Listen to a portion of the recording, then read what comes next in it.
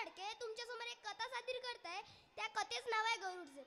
एखाद्याने प्रचंड मोठं कर्तृत्व गाजवलं की त्याला गरुडझेप म्हणतात. त्याने गरुडझेप घेतले. गरुडझेप म्हणजे काय हो? आणि गरुडच का घेतो? तुम्हाला माहित आहे गरुड गरुड कसा बनतो?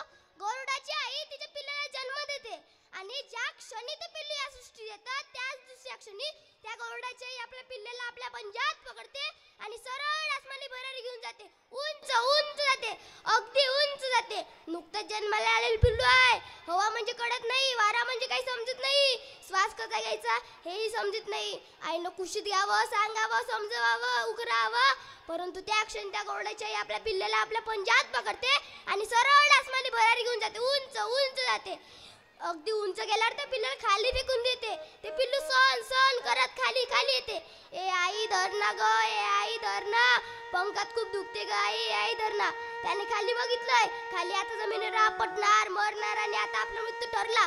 अशा क्षणी ते पिल्लू आपली सगळी शक्ती एकपट करते, स्वतःची उलशे पंख बाहेर काढते, वाऱ्यावर स्वार करायचा प्रयत्न करते.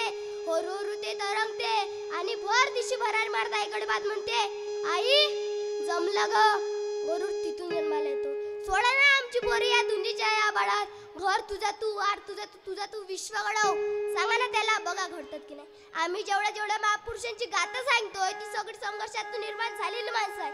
शेवटी या कथेचं तात्पर्य असंच आहे, चांगली परिस्थिती उपजन गुणांना कधीच बाहेर येऊ देत नाही. जर तुम्हाला तुमच्याची चांगली गुण बाहेर काढायची असेल ना तर परिस्थिती नेहमी खडतडच असायला हवी. ही सगळ्यात महत्त्वाची गोष्ट आहे. थँक्यू.